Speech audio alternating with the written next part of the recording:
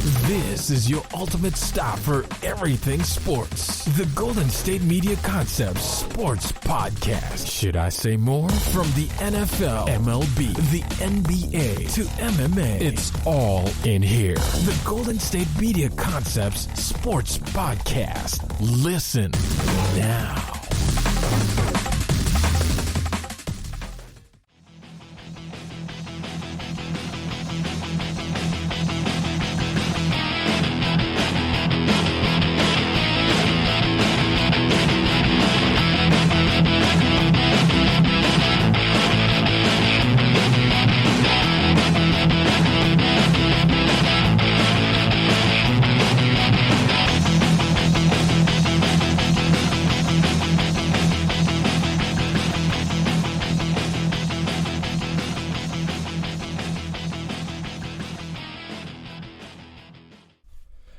Thank you for tuning in to the GSMC Sports Podcast, brought to you by the GSMC Podcast Network. I'm your host, Nebyat.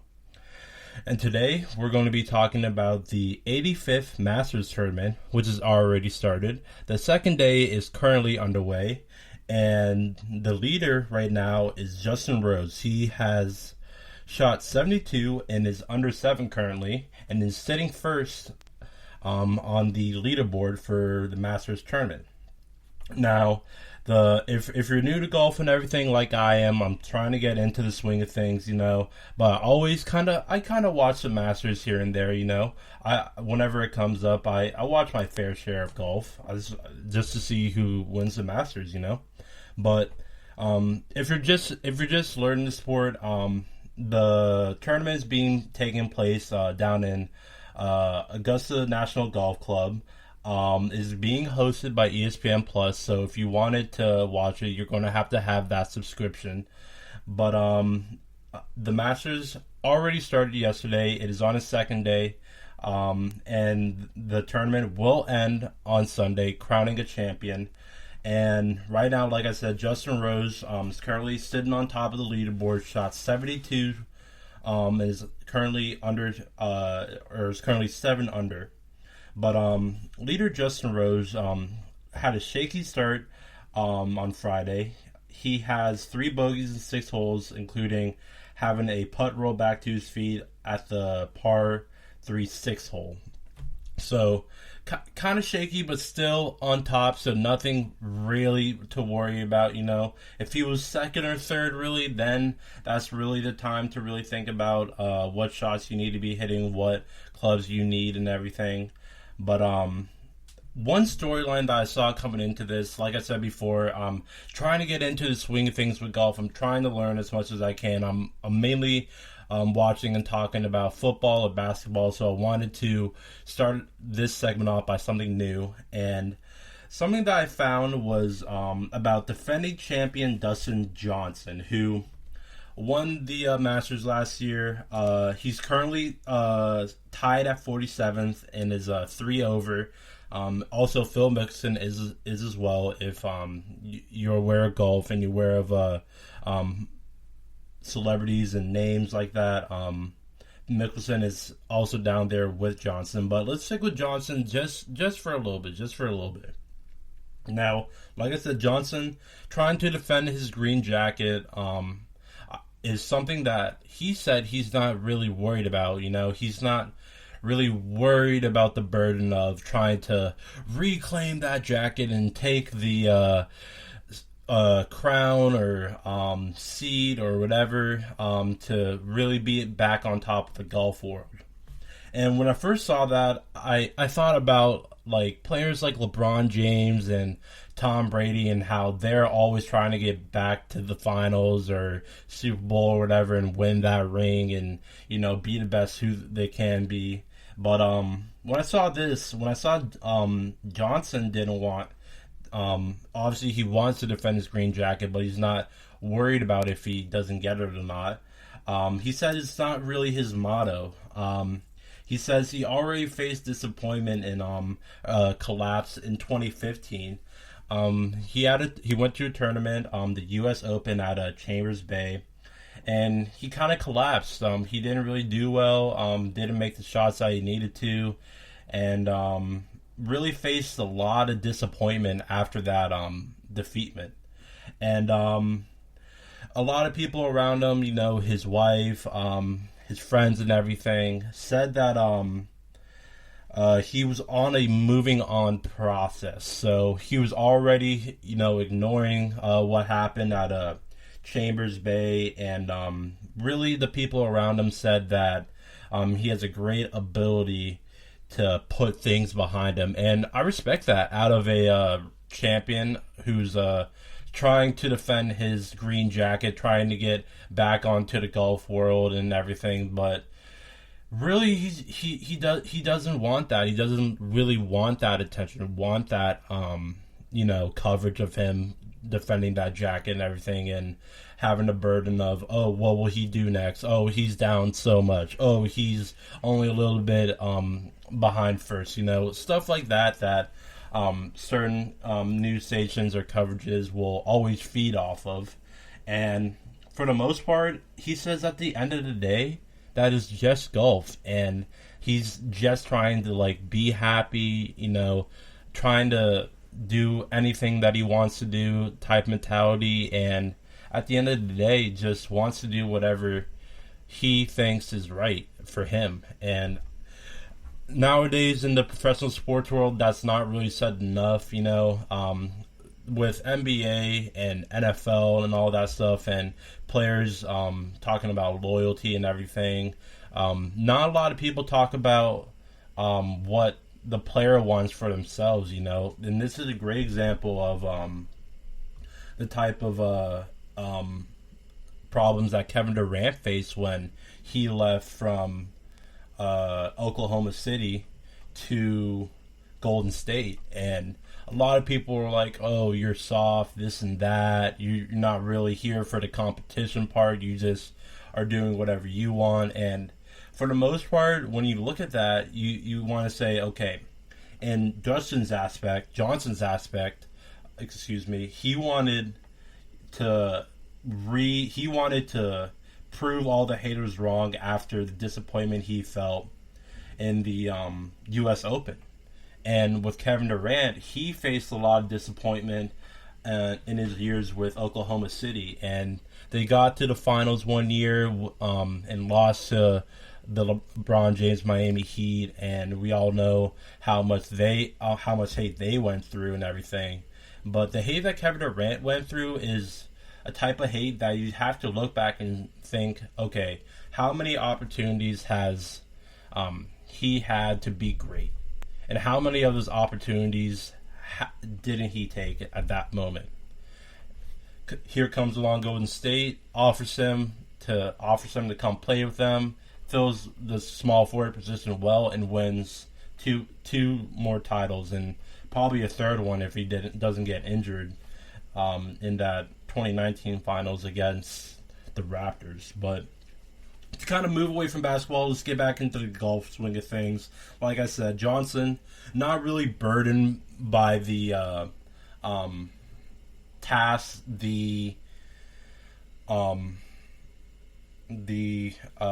challenges and everything, the attention that he faces with being that green jacket champion, the former green jacket champion, and just says at the end of the day, it's just golf. And I really respect that out of a guy who already faced disappointment once and comes back and proves the haters wrong and wins a green jacket, one of the most prestige prizes to win in any sport, really.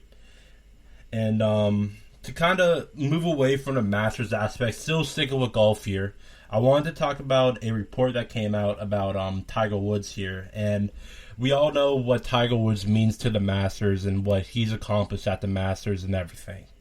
Well, on February 23rd, Tiger Woods got in a car accident and was brutally injured. A report came out today that said Woods had been unconscious, had lacerations to the front jaw, bruised right and left rib cages, fractured right tibia and fibula, and a possible right ankle. Now, I just want to take a moment and just wish Tiger Woods the best for his speedy recovery. I hope he comes back to the golf course whenever he can, not trying to rush it or anything, and can really come back and be the golfer that everyone knows and loves, because he's such a huge name when it comes not only to golf but in the sports world too. In a sport that's not really dominated by, I shouldn't really say dominated, but not really looked at as an African American sport. Not many African Americans, play golf or are out there playing in professional tournaments. And for the most part, I only see Tiger there. And being an African American myself, it's always great to see that our kinship, our brotherhood is succeeding well. And I hope nothing for the best for him, and he can be the Tiger that everyone knows and loves. But to get back to this report, a report came out today that said he thought that he was in Florida when the crash happened in Los Angeles. So obviously that's not looking too well for him. Also, with that, Woods was at fault in his collision for driving at an unsafe speed for road conditions. He had an inability to negotiate a curve on the roadway, which ended him to get into a car crash. But the one thing that's, I guess, the silver lining to all this was that Woods was not drinking alcohol or doing any drugs of any sort. So for the most part, that's a good look. Thankfully, he wasn't drinking or driving or doing anything that could hurt anyone else. So thankfully, no one else got hurt because of him, because if that did happen, then it would be a very, very sad day if that were to go down. But for the most part, let's get back to the Masters here. Justin Rose still on top here. Players who are also looking to take that jacket and are close to Justin Rose are Leishman, Jordan Spieth, Weisberger, and a couple of other folks too, like Kim, Hardman, Thomas, Fianu, and we'll see if Rose can really keep this lead for the most part, or if he will, kind of crumble down to the pressure. And we'll see someone like maybe a Jordan Spieth, who has hit a couple of great shots for the most part, and can maybe take that lead back. I don't know, but person who I am looking at closely is Bernard Weisberger, who I said before, who was looking to take that first spot, moved up 27 spots, along with Tony Fianu, who also moved up 27 spots, and they're both tied for fourth, along with a couple of other players. So we'll see when the next couple of days here. We're on the second day of things now here at the 2021 Masters Tournament. For the most part, Justin Rose just has had a couple of hard shots here and there, but has still taken the lead with 72 shots and is currently 7 under for the lead. And one thing that I wanted to talk about with Jordan Spieth and his effort to try to get back to the first spot was a shot that he hit. It was a 30-foot birdie to move him into second, and I mean, it was a perfect shot for the most part. I mean, when you look at the video here, it's on a line drive, and there's only one place where that ball is going, and that's inside that hole. And for that, he takes second place. Is currently 2 behind Rose, and can maybe take the lead here if Rose misses a couple of shots. But for the most part, Rose, who maintains the lead despite early struggles for the most part, is doing a very good job of keeping his composure and just doing the best that he can. Just a great golfer in Rose. He really dominated for the most part. There was one moment where he teed up, the ball sailed far right into the parts where people are spectating, where the spectators are, and there's another one where he's trying to go for birdie here, and the ball rolls all the way to the hole, moves to the right, and then goes all the way back to where he was. So that's a really tough shot right there. But he goes for birdie again and sinks it, and ends up doing what he can, and here's again for another birdie and sinks that in. So he had two really good birdie shots and ends up keeping the lead. So with that, 2021 Masters underway right now. If you want to check out any of the actions on ESPN Plus, and for the most part, great golf so far.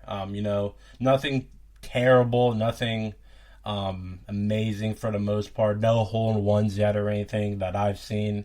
So for the most part, yeah, Justin Rose still on top.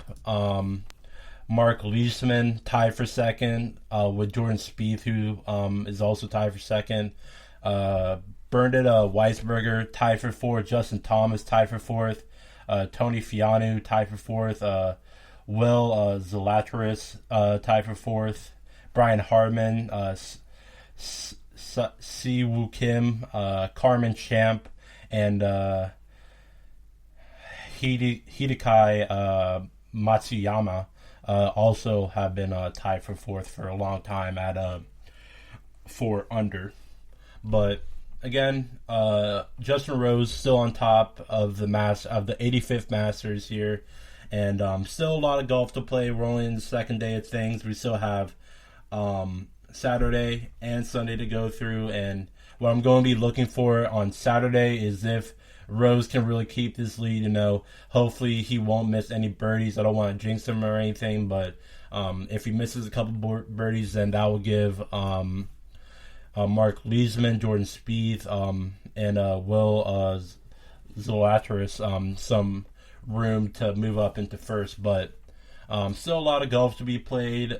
Still a lot of players that will still have a lot of time to try to make the cut, but the window's closing fast, and for the most part, players like defending champion Dustin Johnson and Phil Mickelson will definitely have some catching up to do. But like I said before, Rose or Johnson, not too worried about if he won't get that green jacket after the disappointment he faced at the U.S. Open at Chambers Bay. So respect to him for that. But for Phil Mickelson, a legend in the sport, we'll see how this will impact him and how he will take this in the upcoming future. So with that, that will be it for the first segment. Stick around for a little bit longer. At the end of today's podcast, I will be talking about ESPN's top 25 NBA players under 25 and what I think about that list, and what my list is going to be like. And you'll see what players are in there, what players are not, what players are low, and what players are a little bit too high, in my opinion. But stick around for that at the end of today's podcast. Are you looking for the very best NFL and college football podcast? Then check out the GSMC Football Podcast. Get the latest football news both on and off the field. From the NFL Draft to trades to the rumor mill to the NFL Combines, they got you covered. That's GSMCpodcast.com/football-podcast. Get updates on college rivalries, game day insights, and much, much more. It's football talk the way you want it. This show eats, sleeps, and breathes football. Don't forget to like them on Facebook and follow them on Twitter. Visit GSMCpodcast.com for more info.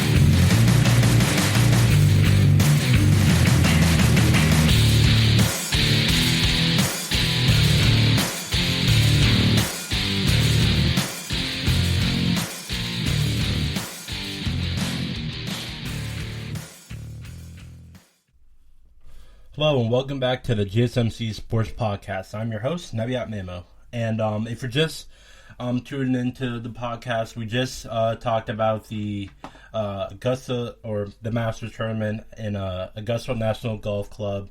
And currently the leader, Justin Rose, shot 72 through the second day of the tournament and is currently sitting first 7 under with Jordan Spieth and others just behind him, looking to try to retake that first place and get that green jacket.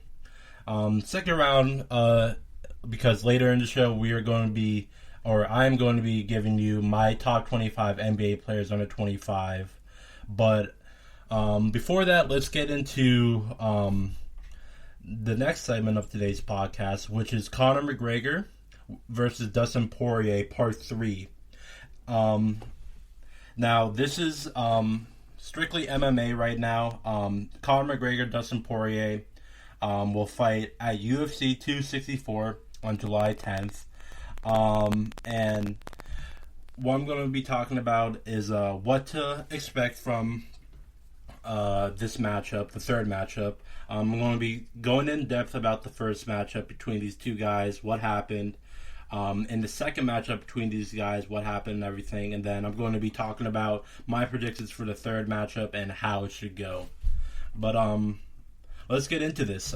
So the first matchup between these two guys was fought on September 27th, 2 days before my birthday, 2014 at Las Vegas. And McGregor won. McGregor was really fluid and alert from the beginning of this 3-round featherweight contest.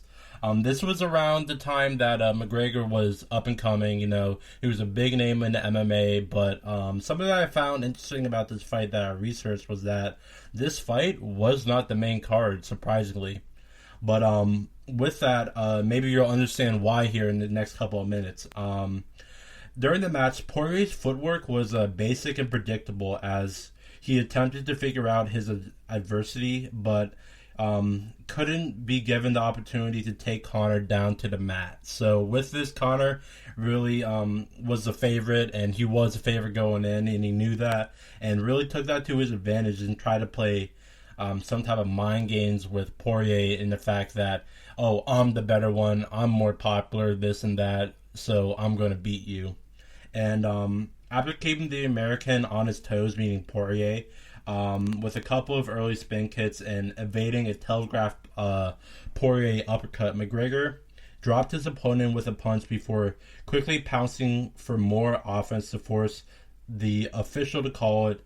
The bout lasted just only 1 minute and 46 seconds, and like I said, this fight was not the main fight, and maybe you can see why here with the amount of observation that McGregor had with Poirier and how he could tell that Poirier was nervous and everything, with the fact that McGregor's just a bigger name and everything, and it's such a big fight. So Poirier kind of seemed to crack down on that pressure, but With that, McGregor said that, and I quote, "I don't just knock them out, I pick the round," McGregor said upon winning his 12th straight fight and moving to 4-0 in the UFC.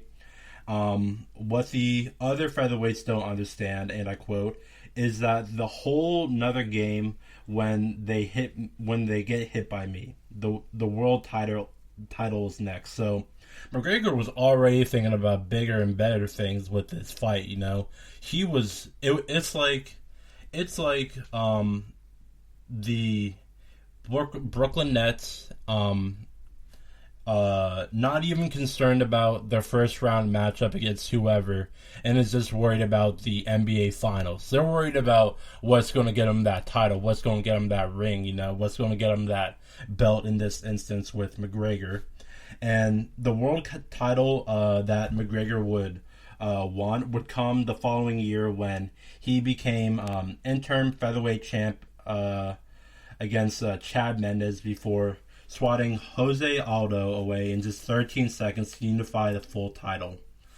Poirier, meanwhile, took the loss to McGregor pretty hard, and he said on Twitter, said something very prideful and very,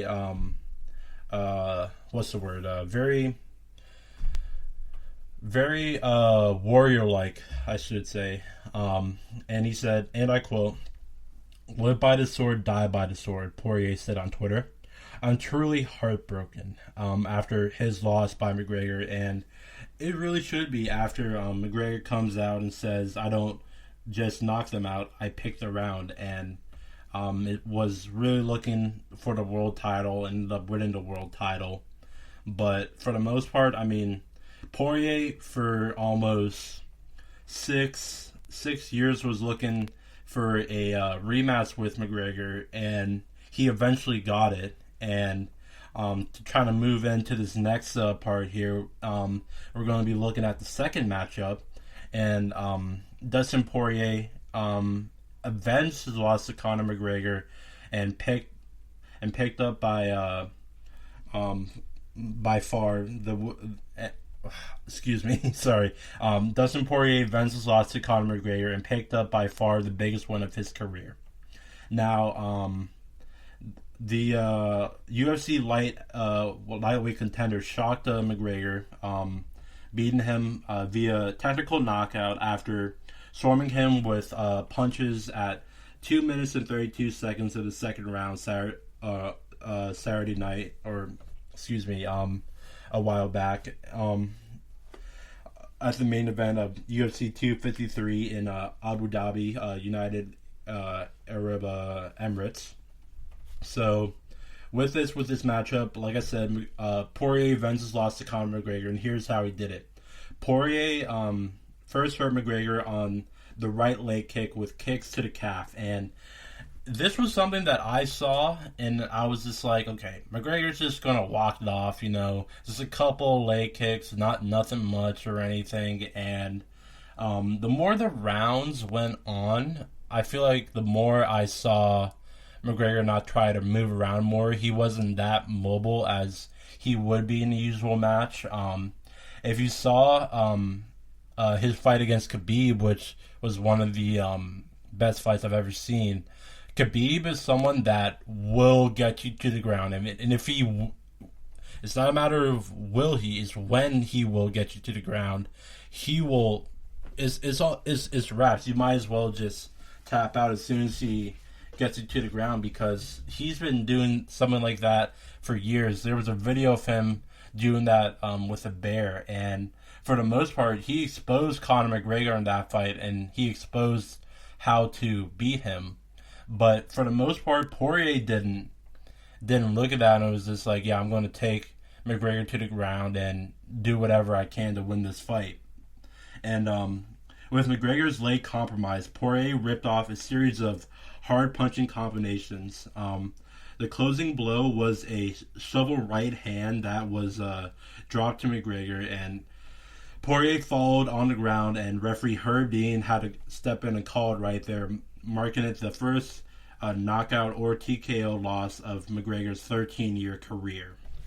And after the match, McGregor came out and said that those kicks really did him in. And I remember, I think it was a post on social media or maybe something after like a post-game interview or something that said that McGregor was walking over to, I think it was on social media because it wasn't an interview or anything, and McGregor was leaving the building and with his crew and everything, his wife, and was right next and saw Poirier, and he congratulated him and everything, said nice job and everything, and said you destroyed my leg. And with that, I immediately thought, okay, maybe after this McGregor will fight Jake Paul, maybe a type of fight like that after a loss like that. But for the most part, McGregor and Poirier agreed on a fight July 10th, and I was just like, okay, I like that a lot better. And with that, after the match, like I said, it was seen that McGregor was hurt, but it was also seen that he was on a walking cane, and it showed those kicks did a lot of damage to McGregor. But with that, give respect where respect is due for Poirier. I mean, for him to get embarrassed in the first matchup in front of national television, keep in mind, this was during a time when COVID wasn't a thing. This was years ago when the first matchup happened, and Poirier got embarrassed. He got absolutely embarrassed in front of a whole crowd, in front of a whole nation, matter of fact. And he comes back, second matchup many years later, and he shows that he's determined, he's hardworking, and he shows that he can beat almost anyone in the lightweight division. And he did it, and he won this matchup, I feel like, I feel like he won this matchup in a dominant fashion for the most part. I mean, McGregor was doing a good job early, but the more the round went on, the better Poirier got, and the weaker McGregor got, hinting towards those leg kicks and him not being mobile. But Poirier had this to say after he won, and he said, and I quote, "I felt his presence," meaning McGregor's presence. "His aura is less," said Poirier, who entered the fight a plus 275 underdog. So he was the underdog of the first matchup and the second matchup. And I quote, he says, I just saw another fighter tonight. I think the first time I was a kind of a deer in headlights, you could say, meaning the first matchup that they fought. This time, I was just fighting another man who bleeds just like me, and I knew that. Now that's a bad man right there. I'm not gonna curse or anything, but that's a bad man right there, saying this time I was just fighting another man who bleeds just like me, and that just means that he knows that McGregor's human just like him, and for the most part you have to be like that when you're going against someone as talked about as McGregor, and everyone's just like, oh, McGregor's going to sweep the floor with him and everything. He won last matchup in 1:46, not even in 2 minutes. And man, Poirier knew what he was going up against, and he knew his and he faced his disappointments pretty well. And just respect to Poirier. If you can't give respect to Poirier and all this, and I'm sorry, I have some bad news for you. But another interesting fact, ESPN had Poirier ranked 3 and McGregor ranked 10 in the world at 155 pounds before this matchup. And man, that's like Gonzaga going against Baylor. You just don't know who's going to win, but in the end, Baylor won dominantly and Poirier won dominantly. And in the finishing sequence, Poirier landed a hard kick to McGregor's right calf, and that clearly hurt him. Poirier got McGregor against the cage and let loose with hard combinations that McGregor took for the most part, but he took another, then another, accumulating with a beautiful right hand that dropped McGregor and ended up winning the fight. Now, Poirier had this to say about those leg kicks, and he said, and I quote, "The game plan was to kick, wrestle, and box," Poirier said. Coach Mike Brown was big on me throwing calf kicks in this fight, and it worked. And McGregor had this to say about the fight after it was all said and done, and I quote, It's hard to take the highs and the lows in this game," McGregor said in his post-game news conference. "My leg is completely dead, even though I felt like I was checking them. It was just sinking into the muscle and at the front of the leg, and it was badly compromised." McGregor also added that he didn't adjust, and that's what won Justin the match. And he said, "Fair play by Dustin. I'm just very happy for him." And this is another respectable take right now. McGregor in that moment, in that fight, knew that those leg kicks were just doing him in and didn't really adjust to that. Admits to that. Congrats, Dustin is very happy for him after the loss many years ago and the disappointment he felt. And now it's kind of the reversal now. Now McGregor is facing disappointment and Poirier is facing the benefits of the disappointment and the hard work and the determination that he had and ended up winning this fight. And McGregor, very respectable too, congratulated Dustin, was very surprised for the most part with those leg kicks, just didn't adjust to it, and like he said, it just kept on sinking into that muscle, and even though McGregor felt like he was doing a good job checking those kicks, he just couldn't stand with the best with Poirier. Now, with the first two matchups talked about, let's go into this third matchup and my prediction of it. Now, man, oh man, I'm definitely buying this fight. I'm definitely buying this fight at the end of the day. I mean, this third match should, in my opinion, be a long, hard-fought match. I don't think either of these guys will win by technical knockout or by knockout. If they do, I will be very, very surprised. I'd imagine that this fight would come down to the judge's decision. I feel like Poirier and McGregor will go all the rounds, and will end up being the judge's decision to see who wins this third matchup. And whoever wins this third matchup, in my opinion, might be able to fight the title holder in Khabib, even though Khabib did say he retired. Maybe Dana White can maybe spark something with Khabib, and with this matchup, maybe he can, kind of buy Khabib into this after this will be the third matchup, and one of these guys will walk away 2-1. And I'm pretty sure McGregor would love to have that fight with Khabib back. But like I said, Khabib is retired after losing his father to COVID this last year, and really broke him down and everything. And his father wanted him to retire at a 30-0, and he's 29-0. So if that gives any reason for Khabib to come back after this fight, I mean, I think he should.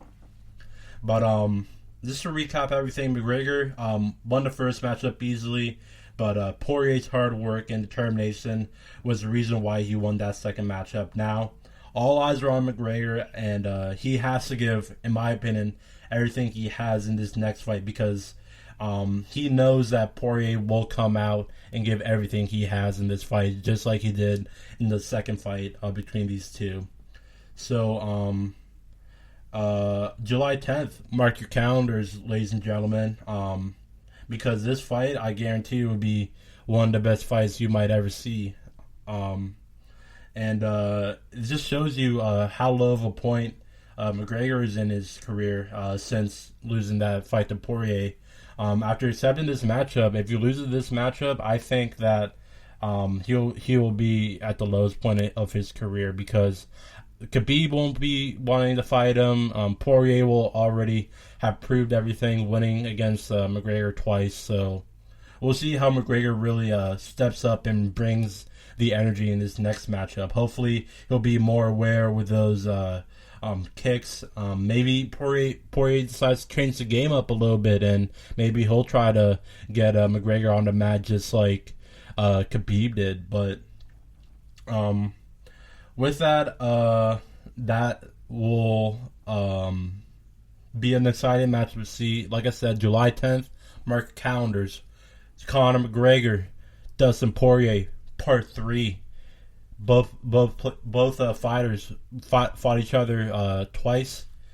It's 1-1 right now in the series, so we'll see who will win the next matchup, and we'll get that 2-1 ratio over the other. But with that will be it for the third segment. But next up, we're going to be talking about Kevin Durant and his return after 2 months of injury with the Nets. Check out the show that's built on the MMA. From the UFC to Extreme Cage Fighting, they got the fights covered. Check out the GSMC MMA podcast. Get the latest news on past or upcoming fights. Join us as we talk to and about some of the biggest names in the MMA, past, present, and future. When it's the fight game, there's just one show to check out. GSMCpodcast.com/MMA-podcast. Don't forget to like them on Facebook and follow them on Twitter. Visit GSMCpodcast.com for more info.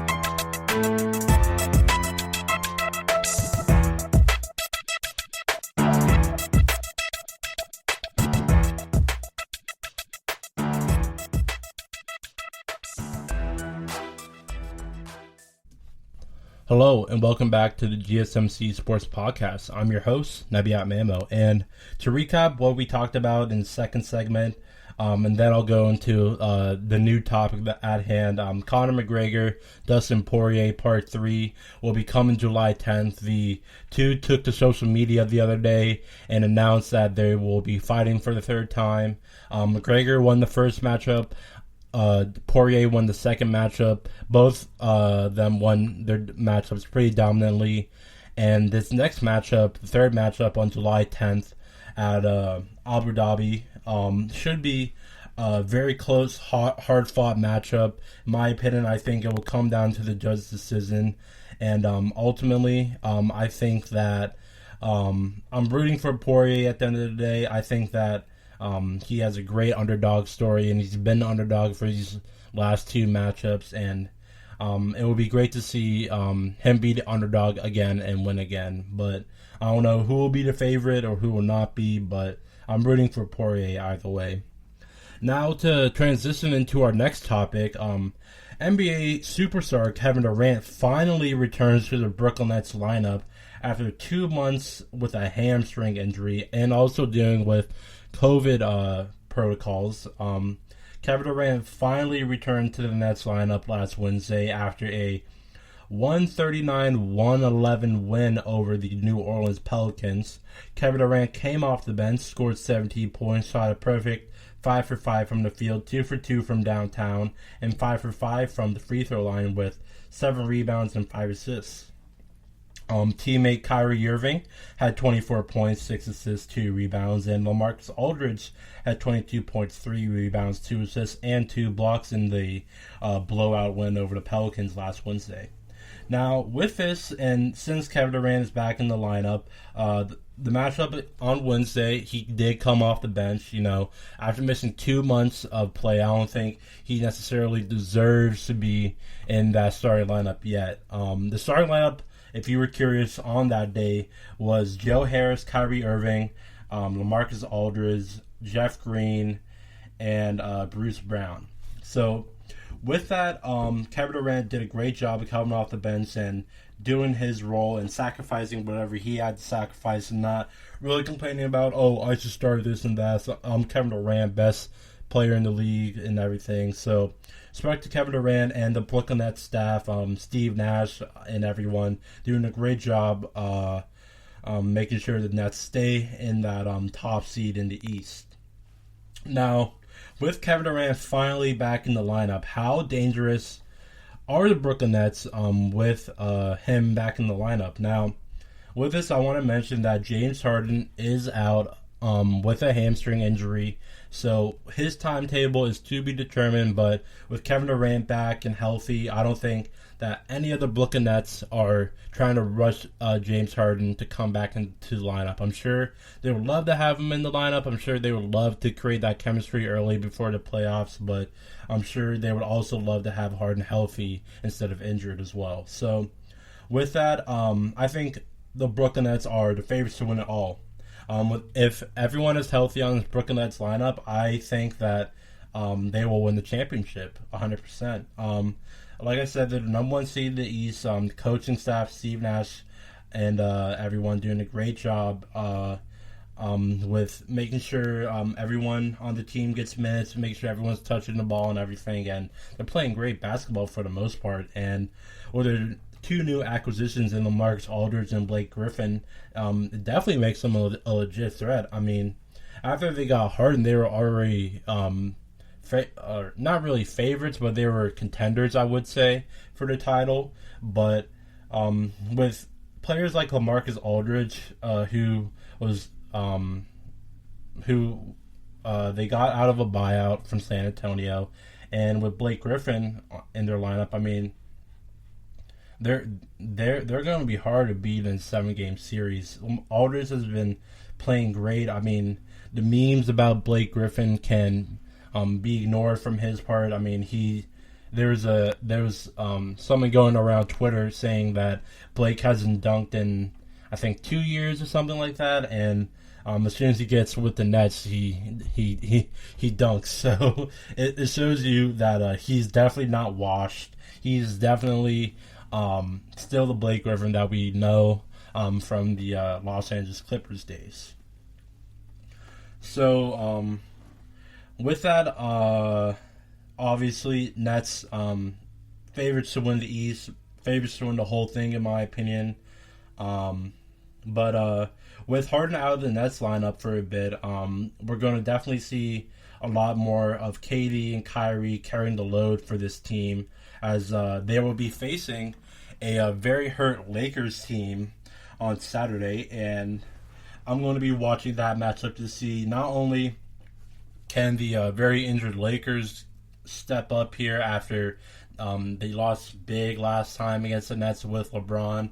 So without LeBron, without Anthony Davis, they also didn't have Anthony Davis the first time these two teams played against each other. But with that, hopefully this Lakers team can come out with a sense of urgency, try not to be pushed around as much as it did last time. But also to them, they got to think about that this isn't a game that they should be 100% focused on and be like, oh yeah, we have to win this game, this and that, because they still have a lot of time left in this season, and Anthony Davis and LeBron James seem to be trying to make their way back to injury. I know Anthony Davis has been speculated to come back in the Lakers lineup here soon.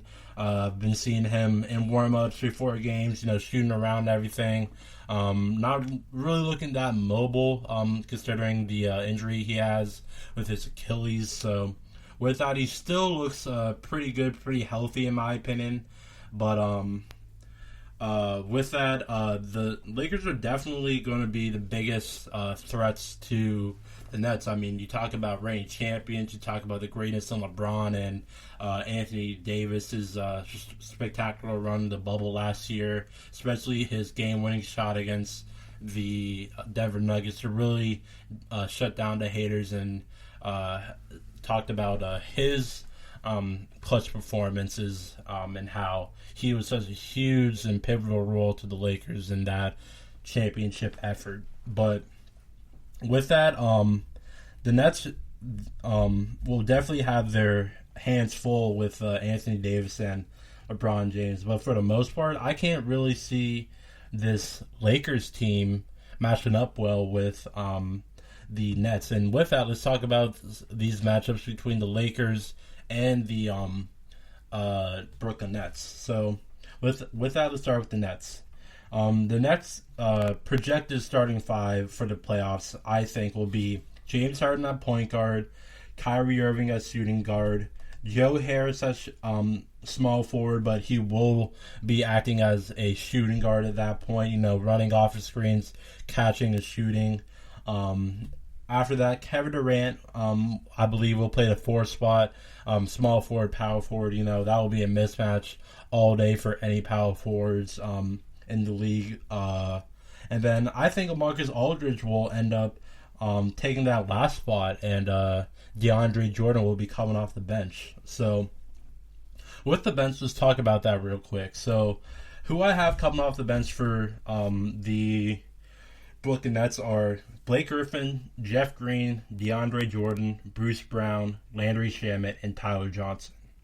Now let's switch over to the Lakers starting lineup real quick. So the Lakers projected starting lineup: Dennis Schroeder, Kentavious Caldwell-Pope. I believe Kyle Kuzma will be implemented in there. LeBron James and Anthony Davis. So with that, who will be coming off of the bench? You got Andre Drummond, newly or just picked up off of a buyout. You have also Kuzma might be coming off the bench too, might not be. I already said he was a starter, but you also have Markieff Morris. You also got Alex Caruso. You got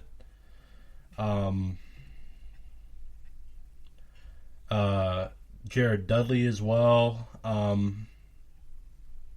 And for the most part, the depth on the Lakers team, you also got Wesley Matthews, Ben McLemore, recently picked up, Taylor Horton-Tucker, and Marc Gasol, Montrezl Harrell coming off the bench as well. Now, with this, let's recap the starting lineup for the Lakers, since that was a bit of a mess. Dennis Schroeder will be at point guard, or LeBron James will be at point guard. Dennis Schroeder, Kentavious Caldwell-Pope, Anthony Davis, and Kyle Kuzma. So, and then coming off the bench, Alex Caruso, Wesley Matthews, Ben McLemore, Taylor Horton-Tucker, Montrezl Harrell, and Marc Gasol.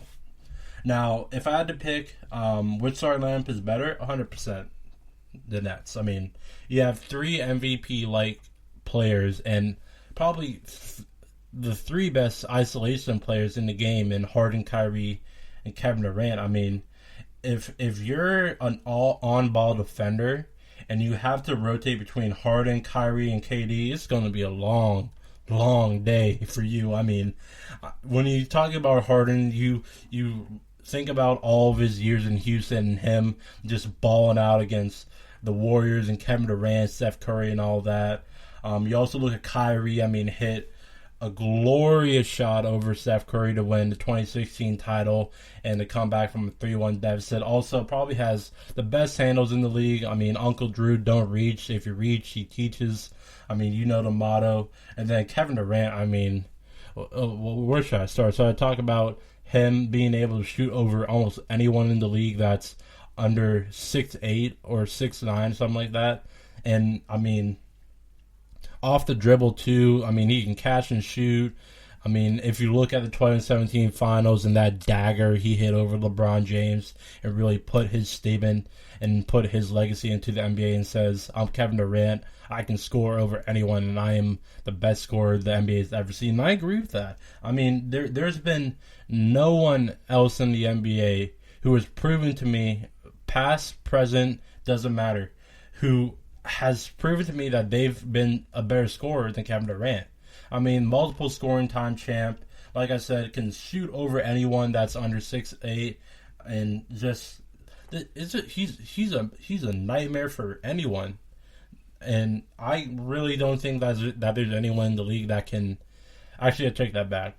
There's one person in the league that I trust that can maybe lock Kevin Durant up. Maybe it would. I think that Kevin Durant would win this matchup, but it would be close. It would definitely be close, and that's Kawhi Leonard, one of the league's best defenders, and it's just with that, it's just hard. Kawhi's one of the best defenders. You saw him in the 2013-14 finals against LeBron James, and him just being a nightmare defensively whenever he had the task to guard LeBron, and he definitely can lock up Kevin Durant, but I think that Kevin Durant will win it, but it would be close. So with that, but I do think that the bench of the Lakers is better than the bench of the Nets. Now with that, I think that the best player on the bench for the Lakers is Montrezl Harrell. This guy I love this guy's intensity. I love his work ethic and everything. And I think he'll be the reason why the Lakers would win a championship. He's able to become that sixth man of the year and can really dominate on the glass for the most part. But we'll see. I mean, the Lakers starting lineup will be LeBron, Dennis Schroeder, Kentavious Caldwell-Pope, Anthony Davis, and Andre Drummond for the most part, with Montrezl Harrell, Marc Gasol, Kyle Kuzma, Taylor Horton-Tucker, Wesley Matthews, and Alex Caruso coming off the bench. These guys will be looking for a repeat of this championship, and some of these guys like Kuzma, Caruso, some of these younger guys like those guys will really, really want to get that ring again, but for the most part, I think it will come down to how well this Lakers team can defend Kyrie and James Harden, because I think that I have faith that LeBron and Anthony Davis can switch on Kevin Durant and can maybe contain him. Maybe Kevin Durant gets 23 points and doesn't erupt for 30 or 45 in the NBA Finals. But for the most part, Harden and Kyrie can have the way with any of these guards at any given time. Because if you look at these guards, Dennis Schroeder, Kentavious Caldwell-Pope, Wesley Matthews, and Alex Caruso, I mean, I don't think any of these guys can lock up or guard Kyrie or Harden in any series, any 7-game series. So with this, how do I think the Brooklyn Nets team, with KD finally back in the lineup, how dangerous will they be? Title contenders, nothing less than that. I think that they will definitely win the title. The East obviously looking competitive. My Miami Heat, the Bucks, the Sixers, could maybe give the Nets a run for the money, but for the most part, I can't see them beating the Nets 4 times in a 7-game series. It's so hard, especially after they got Harden, because Kyrie and KD were enough. But the fact that they added Harden earlier in the year off of a trade, then they got LaMarcus Aldridge off of a buyout, and then they got Blake Griffin too. And I mean, they already had Jeff Green, DeAndre Jordan, Bruce Brown, Landry Shamet, Tyler Johnson. This is going to be hard, man, for the most part. I mean, the Lakers are injury prone now. I'm definitely going to be looking to see how some of these bench players play in this game coming up versus the Nets. Without Harden, it's definitely going to be different. But again, the Lakers won't have LeBron or Anthony Davis, so it should be an easy win for the Nets. But you never know; they could be falling asleep against these guys, and the Lakers can mount a 10-0 run and can easily shock these Brooklyn Nets. But for the most part, just to recap, Kevin Durant finally back into the Nets lineup after 2 months with a hamstring injury. They won last Wednesday, 139-111 over the New Orleans Pelicans. And KD shot a perfect 5 for 5, 17 points from the field, and really showed again why he's the best scorer in the NBA. Are you looking for help for your fantasy football team? Check out the GSMC Fantasy Football Podcast. Get today's best advice on who to start, who to sit, even who you should draft. From sleeper picks to red-hot lineups, they got it all covered for you. That's gsmcpodcast.com/fantasy-football-podcast. We'll cover traditional leagues, dynasty, PPR, even IDP leagues. When you need fantasy help, there's just one show to hit up. Don't forget to like them on Facebook and follow them on Twitter. Visit gsmcpodcast.com for more info.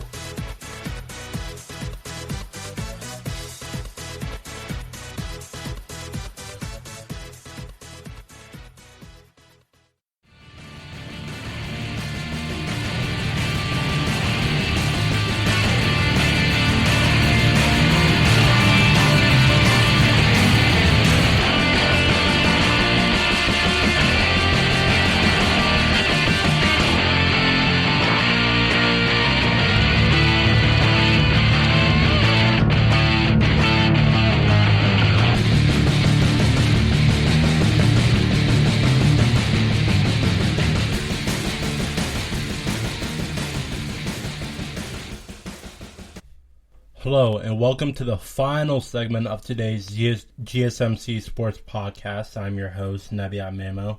And to recap what we just talked about, Kevin Durant just came back from a 2-month hamstring injury. He and the Brooklyn Nets won last Wednesday in a 139-111 victory over the New Orleans Pelicans. Kevin Durant, perfect 5 for 5 from the field, 17 points in total, 2 for 2 from downtown, 5 for 5 from the free throw line with 7 assists, 5 rebounds.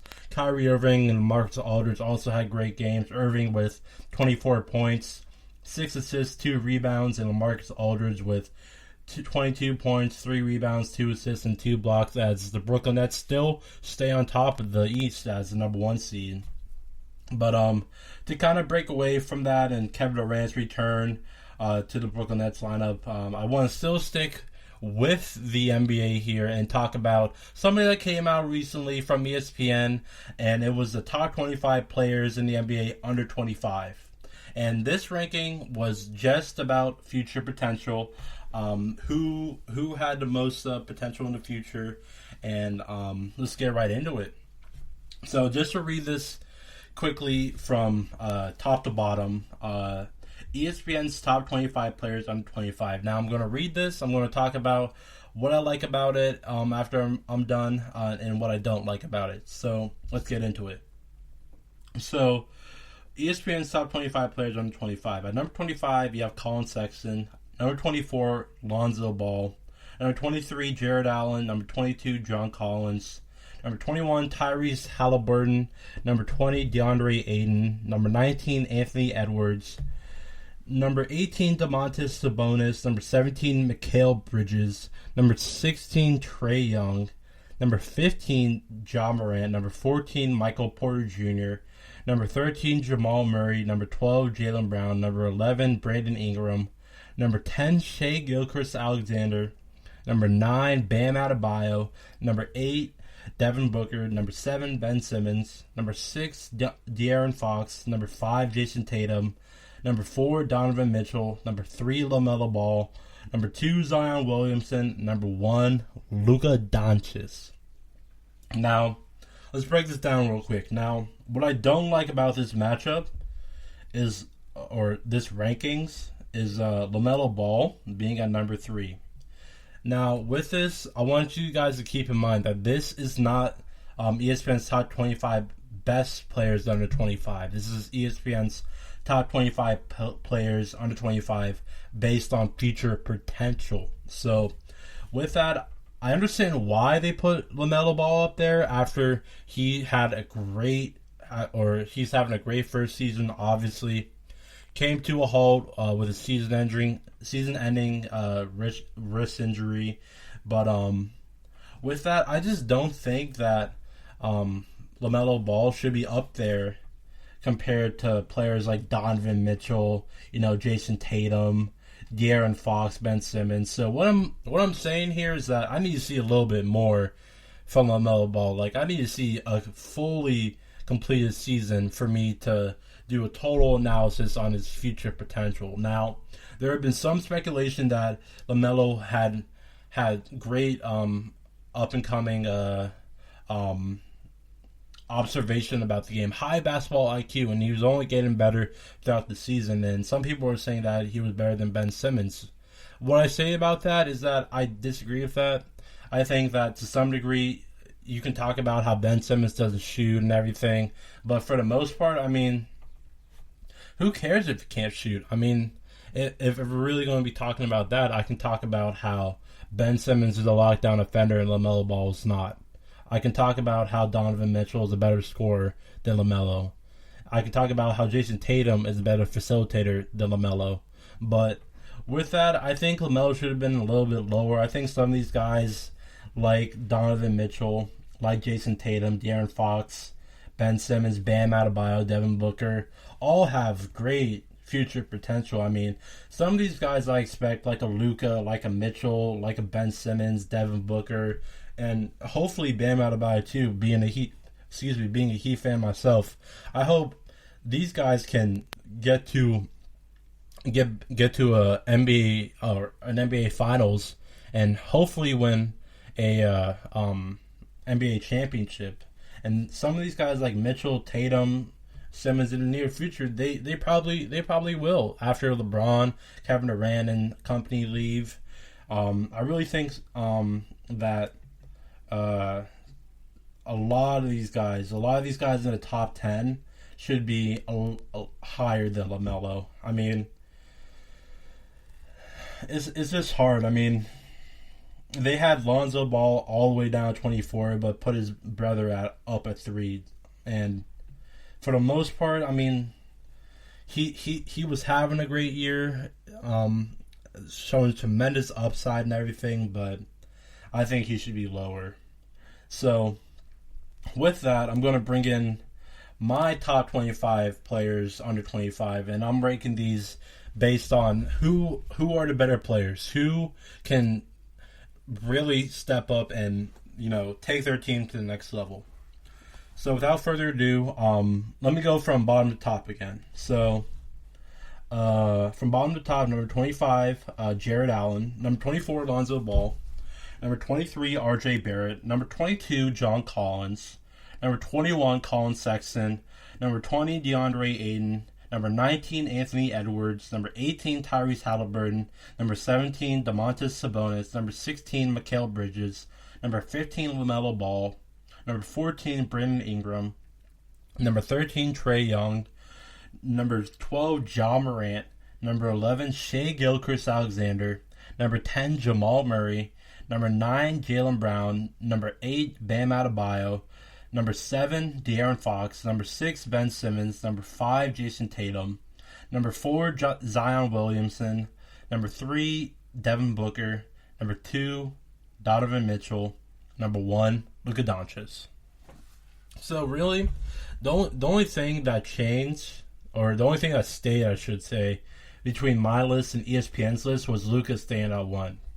Luka is by far the best player, or the best player who's under 25 by far. That's not up for discussion now.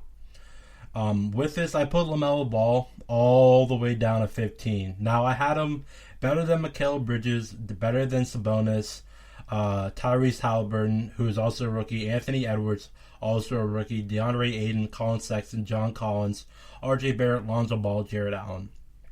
So let me explain why I had LaMelo over all of these players. Now, let's start with the rookies first. So I think LaMelo is just better than Tyrese Halliburton, Anthony Edwards, just because of his ability to facilitate. Now, I know Anthony Edwards had a career high 42 points against a Phoenix Suns team who's sitting, I believe, third in the West.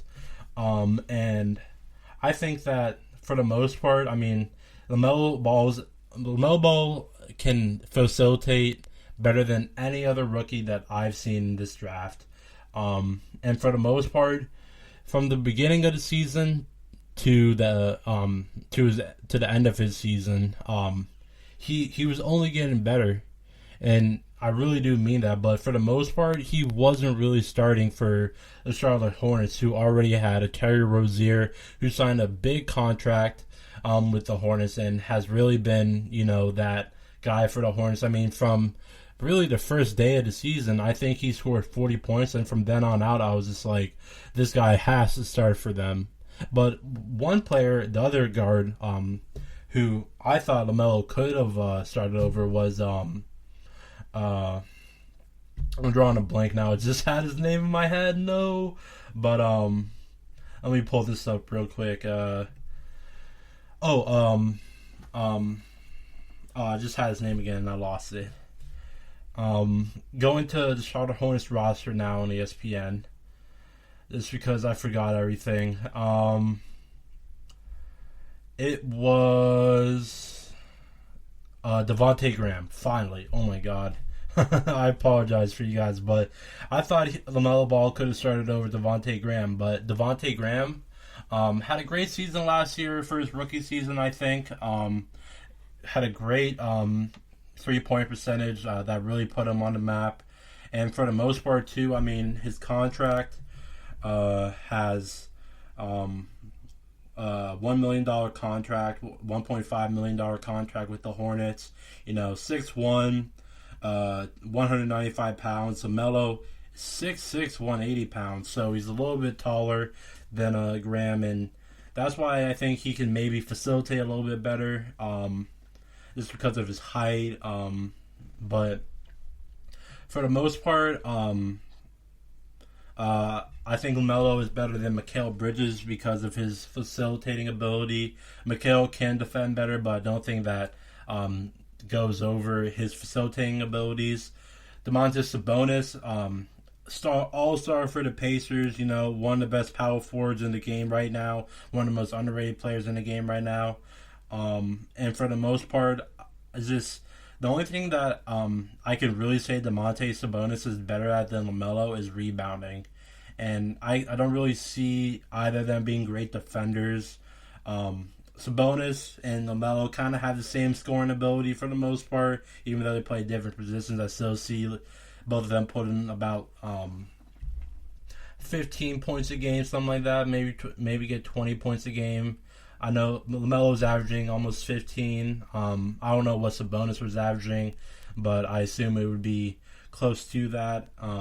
Let me actually double check that right now as we continue this list. But for the most part, Melo is better than Halliburton and Edwards, like I said, because of his facilitating ability. And I think he's better than Aiden because Aiden has been a little bit too bipolar for the most part. He's another guy that's really good for rebounding. He's obviously a center, but he can't really score, facilitate, and pass the ball like LaMelo Ball can. But after that, I have Colin Sexton, John Collins, RJ Barrett, Lonzo Ball, and Jared Allen. So I think LaMelo is better than Sexton because of his ability to facilitate. Now, this is actually something interesting because I think Sexton is very underrated for the most part. Great defender. I think he has Jimmy Butler-like mentality where he just is just a dog. He's just a great defender for the most part, and he just really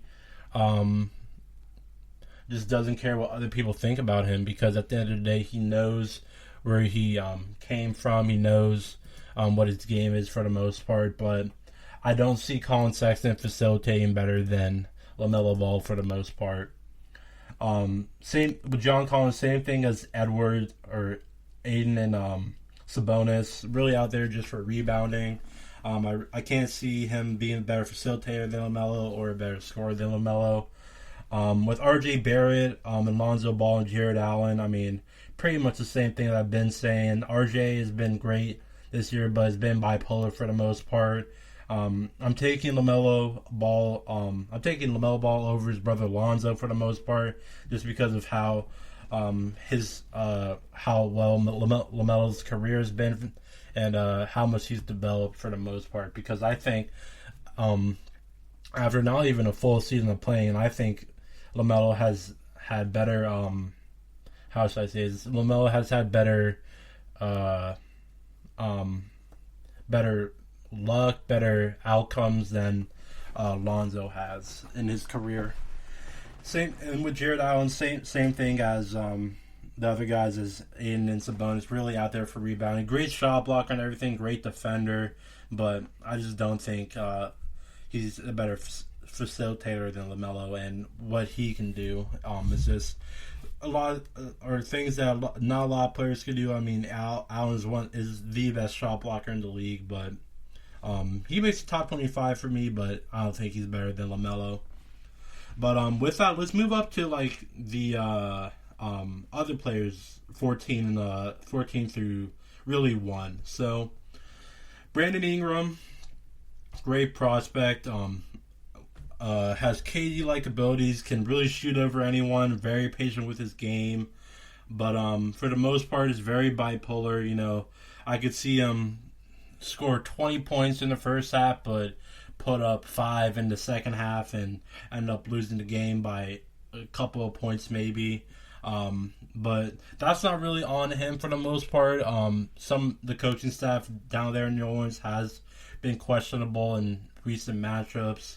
I talked about the Nets beating the Pelicans on Wednesday, and that goes to show you that really the coaching staff isn't really putting some of these guys in the position where they should be able to succeed. I mean, the Pelicans, I know I'm dogging on the Pelicans right now, but the Pelicans have Lonzo Ball, Zion Williamson, and Brandon Ingram.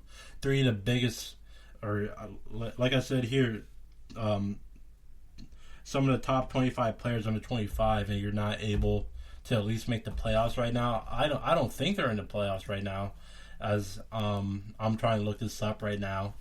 And yeah, they're currently sitting, they're 3 behind the 8 seed and sit whopping 6 games behind the 8 seed spot. So they got to get going here in the next couple of months here in order to try to get into the playoff mix. Next up, Trae Young. Trae Young, baller. I mean, another player that I think about compared to Trae Young is Steph Curry. I think Young really gets a lot of his moves, a lot of his ideas from Curry for the most part. I mean, you see Young dribbling the ball around the world for God knows how long, like Curry does, and then puts his shot up and then ends up making it. Like, how can you do that? And for the most part, I think he has some of the most upside out of these players in the top 25. But for the most part, I mean, the Hawks have been doing good this year. As I'm looking at the standings right now, they're currently sitting at the 5th seed behind the Miami Heat, Boston Celtics, and New York Knicks. So ever since Nate McMillan came into that franchise, I mean, they've been balling out for the most part. But if you're paying attention to the East, seeds 10 through 4 are pretty much a toss-up. I mean, games are decided pretty closely. Seeds 4 through 5 all have the same record. But for the most part, Hawks doing a fantastic job staying in that playoff mix. Trae Young, one of the reasons why they're up there. Next up, Ja Morant. I mean, one of the most explosive players in the top 25, if not the most explosive player behind Zion. Grizzlies currently sit 8th in the West, 26-23 record, 53% win percentage, and for the most part, Ja Morant has done a great job for that franchise. I mean, ever since they got rid of Mike Conley, and Mike Conley went over to Utah and tried and is trying to win a championship with them, and has had an All-Star year.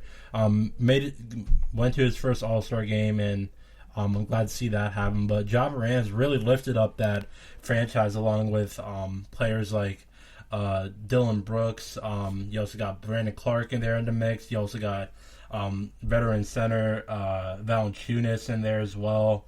Also, you have a young center in power forward and Jaren Jackson has been injured all year, and I'm sure they would love to have him back. I'm not sure what his injury is, but we'll see if he'll be able to play in the playoffs or in the play-in games if that comes to it. Next up, Shai Gilgeous. One of my favorite players to watch, has a smooth game. When I think about Shai Gilgeous, I think about that comeback win that the Clippers had against the Warriors in the Oracle Arena in 2019. Gilgeous, a great player to have there, and one of the reasons why they were able to win that game in Oracle. They ended up losing the series, but it really showed me that Gilgeous-Alexander had some upside, and Thunder are very lucky to have him, and they should build around him, but you never know in today's day and age. Anyone can get traded, but Gilgeous-Alexander should be there to stay. Next up, Jamal Murray. Murray, great point guard. If there's no Murray, there would be no MVP Jokic or anything like that. I think for the most part, Jokic and Murray do a great job complementing each other's abilities. And recently, ever since their acquisition of Aaron Gordon, they have not lost a game so far. So with that, Jamal Murray, just a reason why the Nuggets are always in the playoff implications, or championship implications, I should say. Next up, Jaylen Brown has been having a all-star year, underrated player. If you're into fantasy basketball, and if you pick Jaylen Brown up at any point behind the fourth round, you got a steal, my friend. Because, he's been going off. I've been looking at NBA fantasy basketball very closely here, and he's been erupting for almost 50-plus points every game in fantasy. So it's great to see him be an all-star this year. I'm happy for him. A great worker and everything, and complements Jason Tatum's ability pretty easily. Bam Adebayo, my favorite player in the NBA, and is on my favorite team, the Miami Heat. And let me talk about why I have him at 8 here. Bam does everything for the Miami Heat. The Miami Heat currently sit 6th in the East, and could take the 4th seed here in the next couple of days. We'll see. But to keep with here on Bam Adebayo, he does everything for us. If you look at any Miami Heat game, he starts on the defensive end and converts that into offense, make sure his team gets counter buckets, and can really just put a damper on your team's offense. And I watched the game with Golden State the other night when they were trying to mount that comeback and everything down in Miami, and I was holding my breath when Steph Curry shot that shot over Bam, but he airballed it, and that was because of Bam's defense at the end of the day. And with that, I want to bring up in a moment in the past with the Celtics and his huge block over Jason Tatum, and that's really why I have him up here for defensive reasons as well. I really wanted to reward players that were really good on defense, and these next couple of players hopefully will show you why I have him up here very high. But for the most part, Bam can defend, he can post up, put the ball on the deck, he can shoot mid-range jumpers. He's now including that in his game. Only thing he doesn't have is a three-point shot. That's the only thing you can knock him off for. But outside of that, he does a better job than anyone from list 9 through 25 at defense. 100%. Should be in the defensive player of the year category, along with Ben Simmons and Rudy Gobert, but we'll see how that goes. Next up, after Bam, I have De'Aaron Fox. Another great defender, point guard for the Sacramento Kings, who has been doing a great job with that franchise and trying to make sure that franchise can go back into the playoffs. Currently, right now, the Sacramento Kings are right behind the New Orleans Pelicans, 4 places behind the 8th seed, and in a very competitive Western Conference, it's going to be hard for a team like that to get into the playoffs. But for the most part, just talking about Fox here, I love his game. One of the fastest players in the NBA. Can steal the ball away from any point guard with those quick hands and quick reflexes and observations. So that's why I have him up there. And next player I have is Ben Simmons, who's pretty much the same as Fox, is taller in the same aspect that they play the point guard position. And Ben Simmons is a better defender at the end of the day. Fox can't shoot. I understand that. Ben Simmons isn't really a shooter. We all know that. But for the most part, I mean, Simmons should be definitely up here in the top 10. But he doesn't crack top 5 for me. Here are my top 5. Jason Tatum, just an absolute baller. I mean, as soon as he got into the league and as soon as he faced up with LeBron, I knew that he was going to be something special, and one day that he will win a championship and bring a championship back to Boston. But next up, I have Zion Williamson, number 4.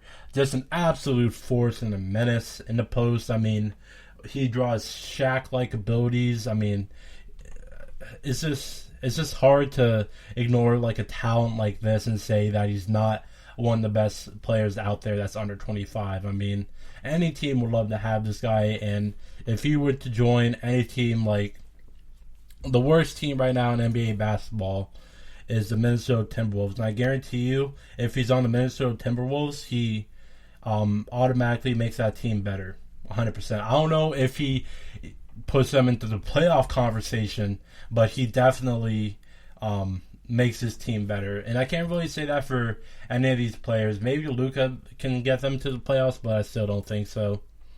Next up, Devin Booker. I mean, the man has scored 70 in the game. I can't say anything else. I mean, one of the best scorers, probably the second best scorer behind Kevin Durant, and he's lucky to have a veteran point guard like Chris Paul on his side to really feed him the ball when he needs it. And then Donovan Mitchell having a breakout year with the Jazz, just explosiveness, great job of facilitating for the most part, and that's why he sits second up there, because of his explosiveness, his ability to facilitate. And I mean, ever since he came into the league, man, this has been a force offensively. Next up, Luka.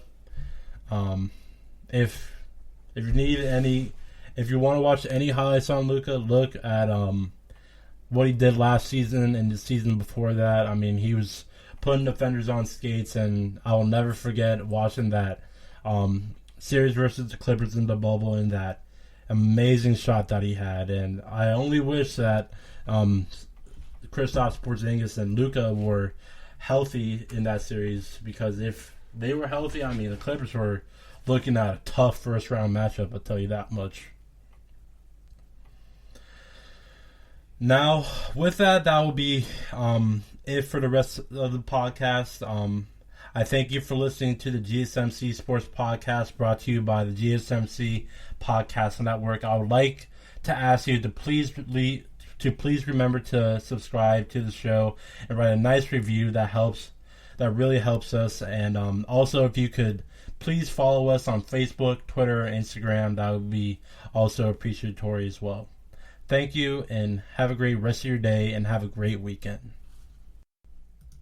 You've been listening to the Golden State Media Concepts Sports Podcast, part of the Golden State Media Concepts Podcast Network. You can find this show and others like it at www.gsmcpodcast.com. Download our podcast on iTunes, Stitcher, SoundCloud, and Google Play. Just type in GSMC to find all the shows from the Golden State Media Concepts Podcast Network, from movies to music, from sports to entertainment, and even weird news. You can also follow us on Twitter and on Facebook. Thank you, and we hope you have enjoyed today's program.